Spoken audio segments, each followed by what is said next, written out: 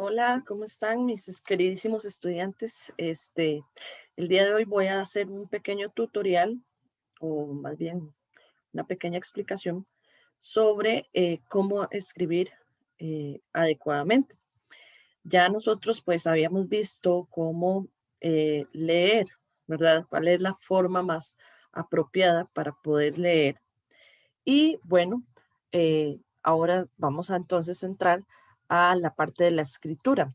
Ya entonces tenemos una base de cómo hacer lectura de un texto. Ahora vamos entonces a tener una base de cómo realizar un texto escrito. ¿De acuerdo? Em, Algo que tenemos que tener claro es pues que en Costa Rica, bueno, tenemos uno de los sistemas educativos con mayor ingreso económico, digamos, es uno de los países en donde más se invierte en educación. Sin embargo, en las pruebas internacionales, los resultados que aparecen en cuanto a la parte de lectura y de escritura son deficientes. ¿Qué quiere decir eso? Pues que en promedio un tico no tiene buenos hábitos de lectura ni tampoco de escritura. ¿Esto es problemático? Sí lo es. ¿Por qué? Bueno, primero porque son herramientas que nosotros necesitamos en la vida, porque ya sea en un trabajo, ya sea con la familia, ya sea en cualquier contexto, nosotros necesitamos tener una adecuada interpretación del texto. Recordemos que un texto no solamente son los libros, ¿verdad? Sino también puede ser un gesto, puede ser música, puede ser cualquier elemento que yo pueda interpretar. Entonces, si yo tomo eso en cuenta, si no tengo las herramientas adecuadas, yo no puedo interpretar correctamente. ¿Qué me genera esto? Problemas de comunicación.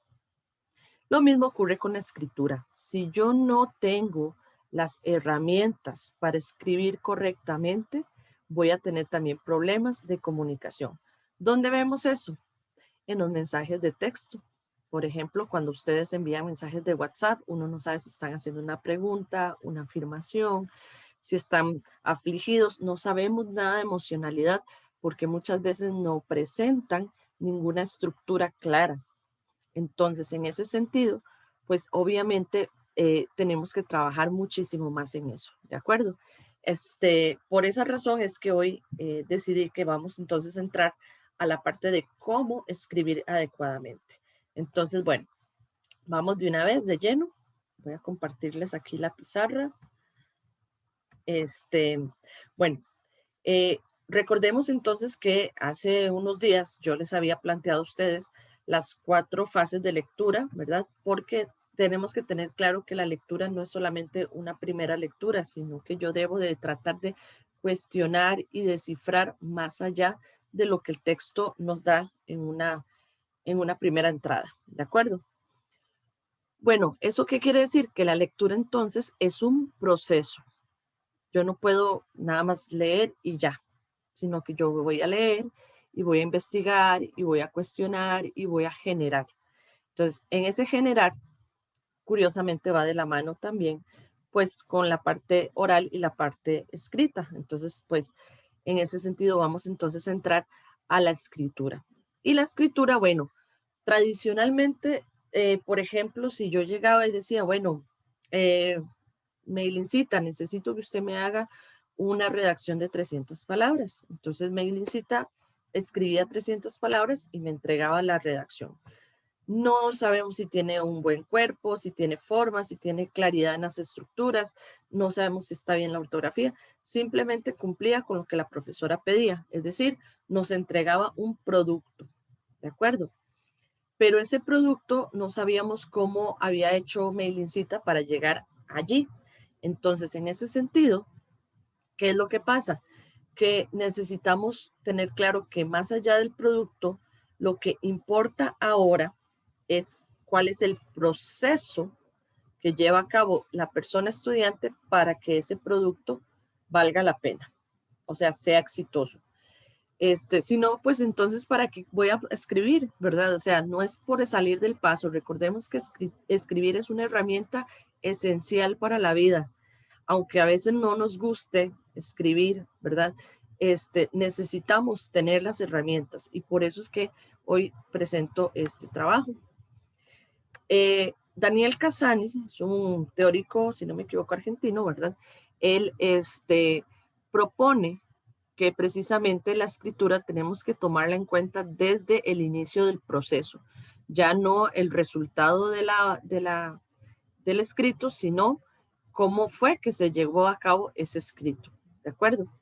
Y pues entonces nos plantea los 3 momentos de escritura, ¿de acuerdo? Nada más déjenme corroborar lo de la nacionalidad porque sí he estado intrigada esta semana con los grupos A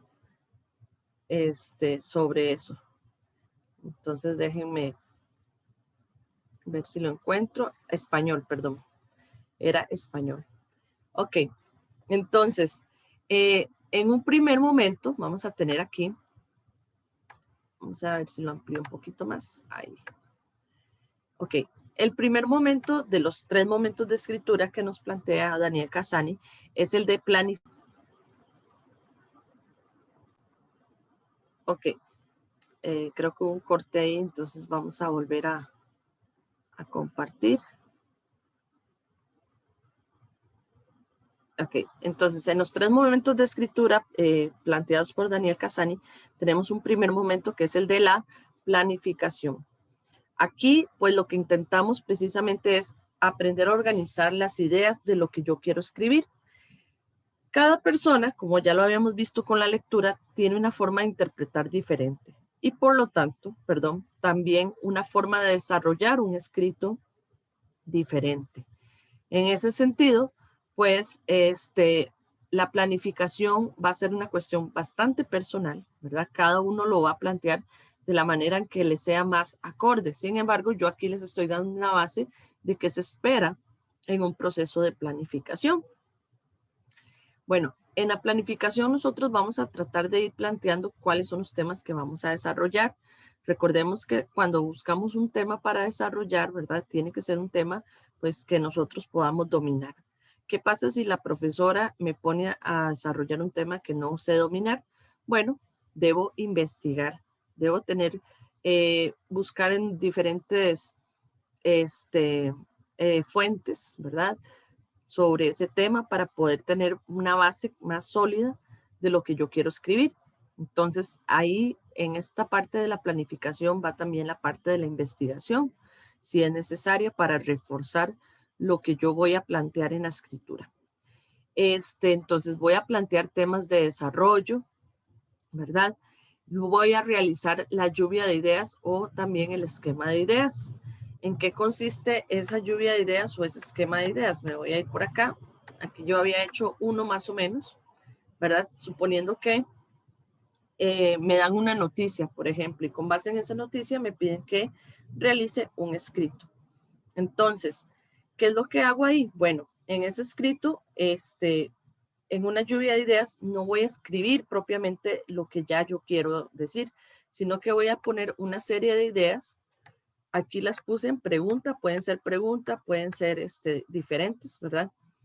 Y voy a tratar de una vez de ir viendo cuáles puedo incluir en una introducción, en un desarrollo, en los párrafos de introducción, en los párrafos de desarrollo y en los párrafos de conclusión. Entonces, en la introducción, bueno, yo puse aquí cómo aparece el COVID en Costa Rica, qué decisiones tomó el gobierno apenas ingresa el COVID, cómo afecta inicialmente la vida de las personas. Ya en el desarrollo vemos cuáles aspectos de la vida de los costarricenses se vieron afectados, es decir, voy desarrollando esos aspectos en cuanto a la vida social, laboral y económica y la salud mental, por ejemplo, ¿verdad? O sea, las ideas fueron que surgieron en ese momento. Y en las conclusiones, pues tomé en cuenta preguntas como qué factores se afectan a corto y mediano plazo, qué aspectos se afectan a largo plazo y qué recomendaciones de cómo retomar la vida cotidiana puedo brindar. Entonces, esto es más o menos como hacer una lluvia de ideas, ¿verdad? Usted puede plantearlo en pregunta, pueden plantearlo en una frase, no son párrafos, ¿de acuerdo? Sino que son como las ideas que se le van viniendo a usted en su mente para poder apoyarse. Bien. Luego, perdón, aquí estamos.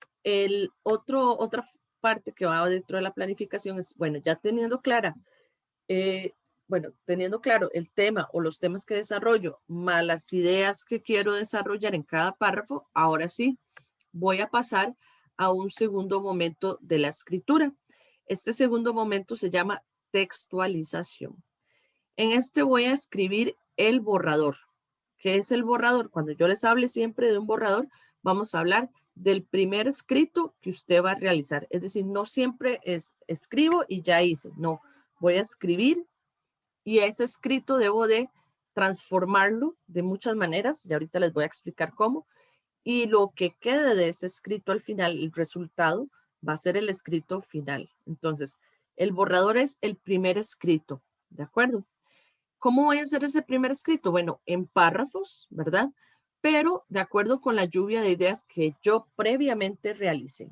Entonces, ya yo hice mi lluvia de ideas de lo que yo voy a escribir y ahora sí, de acuerdo con esto, voy a desarrollar cada idea que tengo planteada en un párrafo, ¿verdad?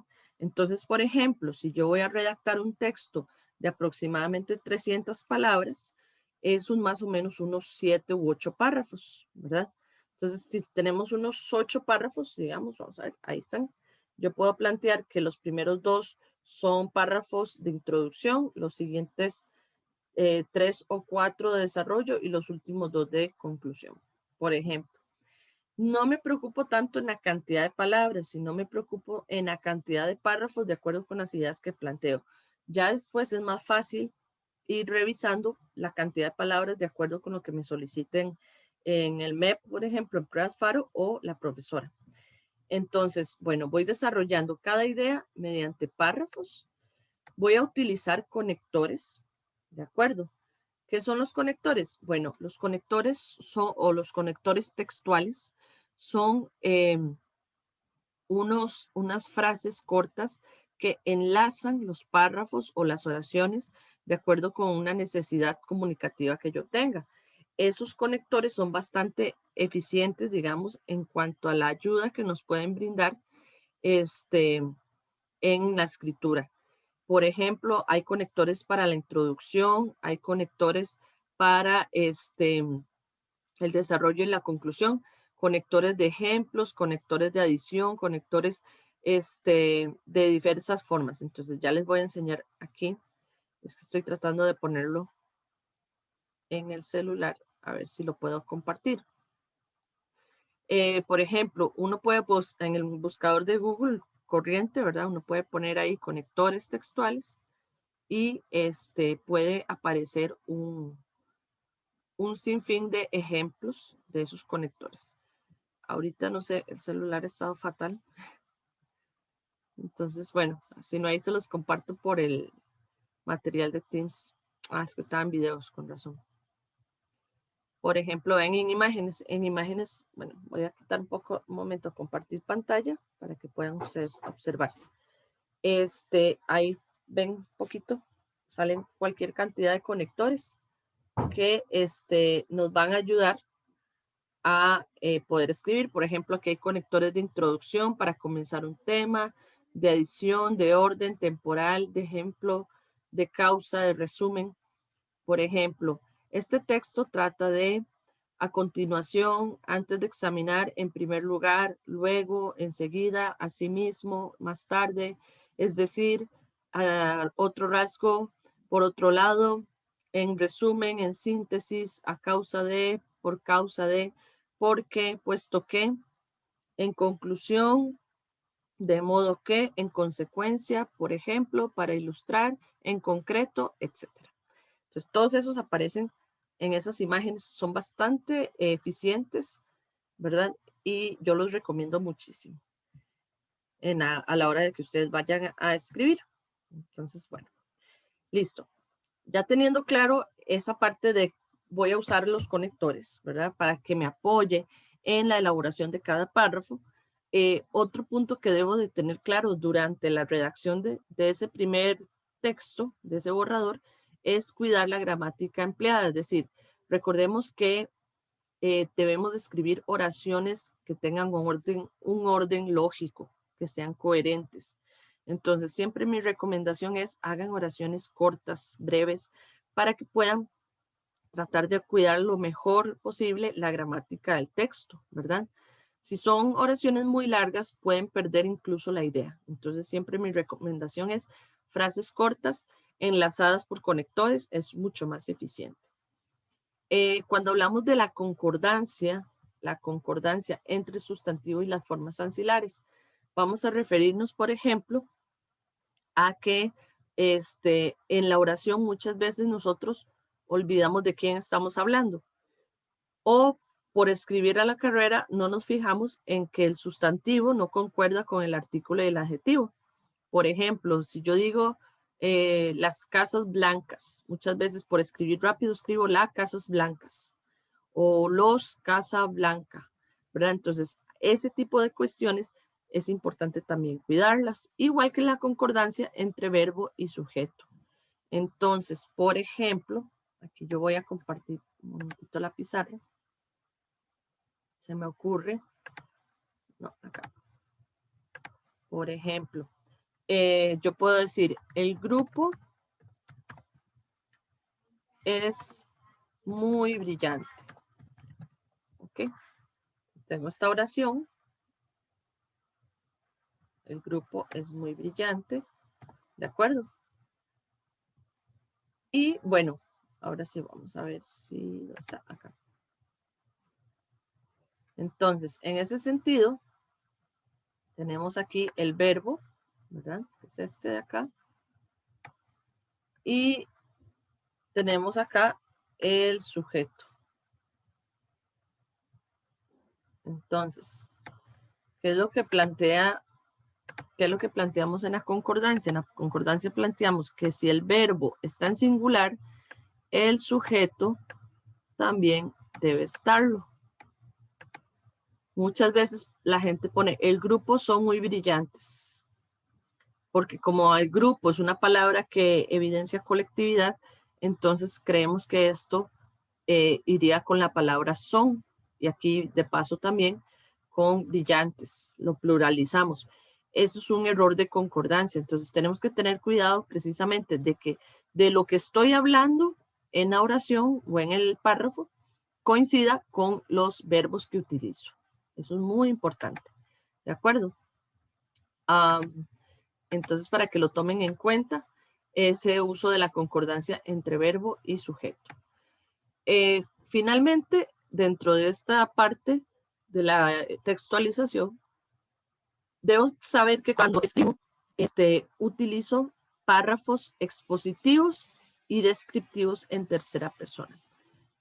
Descriptivos, o sea, que utilizan bastantes adjetivos, ¿verdad? O formas similares al adjetivo o adverbiales que van a dar características o modos a esa entidad de la que estamos hablando o ese tema del que hablamos. Y expositivos porque van a exponer un tema o explicar un tema que ustedes, como les decía, ya dominan. Ahora, ¿a qué nos referimos con la tercera persona?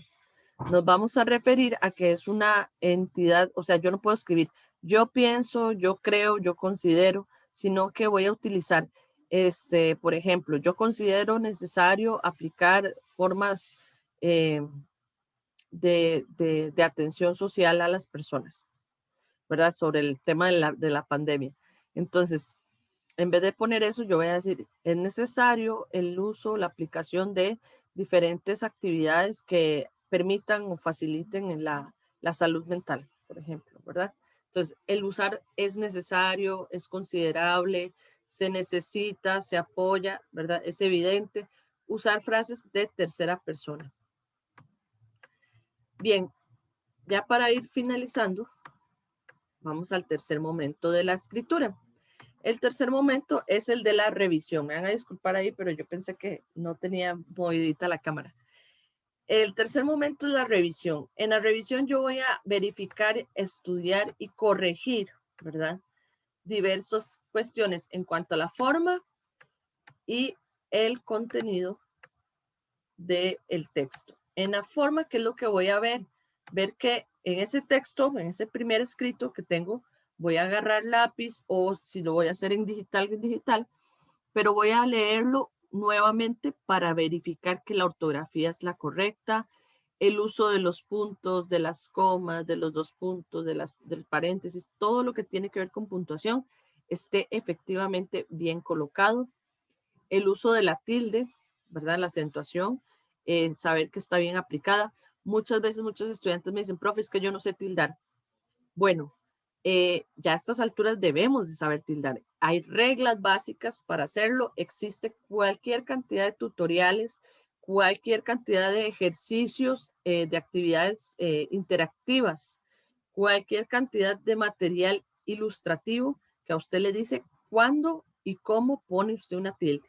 Entonces, se lo estoy diciendo desde ya para que puedan utilizar esos recursos. Si me da chance esta semana, les busco cualquier cantidad de recursos y los subimos en materiales para que ustedes tengan allí a mano, porque sí, es importante saber el golpe de voz que cambia dentro del sonido de la palabra. El uso de las mayúsculas, cuando yo debo poner una mayúscula o cuando no, verificar eso. Vocabulario, debemos de tratar de utilizar un vocabulario culto o técnico. No es el vocabulario que solemos utilizar cuando hablamos, ¿verdad? Sobre todo si estamos en una conversación coloquial, ¿verdad? No es lo mismo que si estoy hablando con mis compañeros en un receso, así estoy, por ejemplo, exponiendo en este momento cómo escribir correctamente. Evidentemente voy a utilizar un vocabulario muchísimo más apropiado. Algunos dicen más elevado. Bueno, llámelo usted más elevado, pero sí, es utilizar ese vocabulario que no suelo practicar cuando estoy hablando o escribiendo en otras ocasiones. ¿Es importante? Claro que sí, porque esto me va a permitir a mí mejorar la calidad de lo que yo digo o escribo. Entonces, sí, tenemos que tener bastante claro que el vocabulario que utilice en ese texto sea el mejor. También muchas personas encuentran una palabra que es muy bonita, como dicen, y se casan con esa palabra. Entonces, evitar la repetición de palabras. No podemos repetir palabras constantemente. Por ejemplo, si yo tengo un párrafo, que por cierto no lo había dicho, el párrafo debe ser más o menos de unos 5 a 8 renglones aproximadamente, es lo más apropiado. Si yo realizo, por ejemplo, un párrafo de 5 renglones, y en ese párrafo de 5 renglones aparece una palabra 5 veces, ya yo ahí estoy repitiendo muchísimo. Entonces, ¿qué debo hacer? Puedo utilizar sinónimos, puedo transformar la oración o puedo utilizar pronombres, ¿verdad? Que tengan como antecedente esa palabra que utilicé al inicio. Pero tratar de evitar que se repita es lo más importante. Ok. Con esta parte de acá, queísmo, dequeísmo, cosismo y otros vicios del lenguaje, yo voy a pasarles a ustedes unos infogramas que les van a apoyar para saber, por ejemplo, el excesivo uso de que, porque estamos usando muchas oraciones de relativo, o mal empleado el uso del que, al igual que la frase de que. La palabra cosa, tenemos que evitarla dentro de la escritura de un texto formal, por eso se llama cosismo, ¿verdad? Porque lo utilizamos. Podemos utilizar otras palabras con muchísimo mayor significado, muchísimo más ricas, que nos van a permitir mejorar lo que estamos tratando de proyectarle al lector. Y bueno, otros vicios del lenguaje, por ejemplo, la ambigüedad, la anfibología, etcétera. Cuando decimos, por ejemplo, una frase de vendo pantalones para señoras de seda. Vendo pantalones para señoras de seda. Esa oración nos deja a todos pensando, ¿qué es lo de seda? ¿Los pantalones o la señora? O las señoras. Entonces, pues en ese sentido, ahí tenemos un vicio de lenguaje. Muchas veces en la escritura nosotros no dejamos claro si estamos refiriéndonos a uno u otro elemento. Entonces hay que tener claro siempre que cuando yo escribo debo dejarle claro al lector de qué o de quién estoy hablando, ¿verdad? Y bueno, en la parte del contenido, en la tercera parte de la revisión, vamos a revisar la estructura de los párrafos, que estén bien organizados, que efectivamente ese texto completo tenga una introducción, un desarrollo y una conclusión. O sea, tenga párrafos de introducción, párrafos de desarrollo y párrafos de conclusión. Muchas veces, por lo mismo de que los estudiantes se preocupan por la cantidad de palabras, no por la calidad, ocurre que no me ponen conclusiones o entran directamente al tema suponiendo que la persona que va a leer ya sabe de qué trata el texto. Y no, siempre que escriban tienen que hacerlo desde una introducción porque debemos de tener claro una cosa, el lector no sabe. Siempre vamos a tener eso como premisa. El lector no sabe nada de lo que yo voy a explicar y por lo tanto debo de iniciar con una introducción para explicarle. Y por supuesto, darle la conclusión, cómo cierro yo mi texto. No puedo dejarlo ahí colgado, ¿verdad? Verificar que los enlaces que haya entre esos párrafos sean los apropiados, es decir, que le permitan o le den un cuerpo, una coherencia a mi texto, ¿verdad? Para que veamos que desde el principio al final hay un sentido lógico y hay un progreso de lo que yo quiero desarrollar. También hay que revisar, muy importante en esa revisión, que se evidencie en cada párrafo la idea principal y saber cuáles son las secundarias que también acompañan a esa idea principal. Si yo veo que hay 3 ideas principales en mi párrafo, es muy probable que tenga que desarrollar 3 párrafos o tenga que acortar ese párrafo porque no puede ser que hayan muchas, ¿verdad? Tiene que haber una principal. También existe verificar que existe una relación entre el texto que yo hice y el título, porque muchas veces ponemos un título, qué sé yo, los efectos del COVID y terminamos hablando del transporte público en Costa Rica. No podemos hacer eso. Es muy importante tener ese orden entre el título y el texto y por supuesto también ver que haya una relación entre ese párrafo de introducción o esos párrafos de introducción con los de desarrollo y los de desarrollo con los de conclusión. O sea, que haya un orden y que tenga relación, que no nos perdamos en el camino, ¿de acuerdo? Cuando ya yo agarré ese primer escrito y taché, cambié, transformé, quité, puse, etcétera, ahora sí, ya yo estoy seguro o segura de lo que quiero escribir y lo voy a pasar en limpio. Pasar en limpio el texto, ¿verdad? Sería entonces que ya yo tengo claro cuáles son las correcciones que debo hacer, entonces lo voy a pasar ahora sí en limpio. Debo de saber que debe haber sangría al inicio de cada párrafo, ya no van los errores porque ya lo corregí en el borrador, no va a haber tachones ni uso de corrector porque ya estamos tratando de hacerlo con con el mejor cuidado posible y por supuesto con una letra clara. Algo que debo de tener claro en esta parte de limpio, y esto va para todos mis estudiantes, es que se realiza a mano, ¿de acuerdo?